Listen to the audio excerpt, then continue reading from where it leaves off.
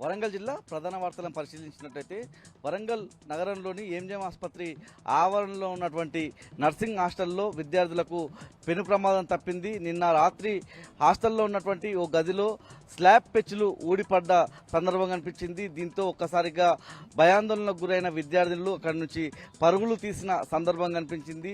ముఖ్యంగా ఈ హాస్టల్ను గత సంవత్సరమే పరిశీలించినటువంటి జిల్లా కలెక్టర్ మరమ్మతులు చేయాలని సూచించిన అధికారుల నిర్లక్ష్యంతోనే ఇలా జరిగిందని చెప్పి అక్కడ చర్చ జరుగుతూ ఉంది. వెంటనే ఆ హాస్టల్ సంబంధించిన మరమ్మతులు చేయాలని విద్యార్థులు కోరుతా ఉన్నారు. అప్పటి వరకు మమ్మల్ని బయట వేరే హాస్టల్లో ఉంచాలన్నటువంటి డిమాండ్ కూడా వినిపిస్తూ ఉంది. ఈ అంశం మీద ఎంజిఎం ఆసుపత్రి సూపరింటెండెంట్ను వివరణ కోరగా హాస్టల్కు సంబంధించిన మరమ్మతులు చేయిస్తామని, అప్పటి వరకు విద్యార్థులను బయట వేరే హాస్టల్లో ఉంచుతామన్నటువంటి సమాధానం అయితే ఇచ్చారు.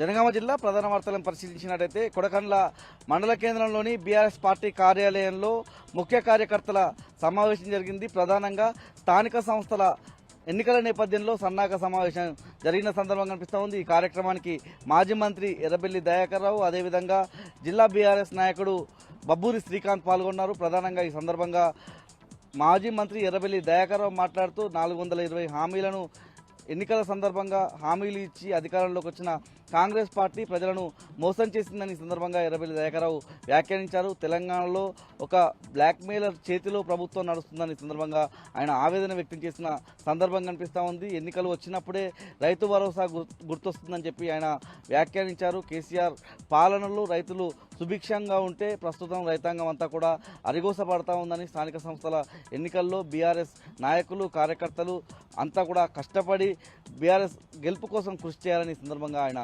పిలుపునిచ్చారు.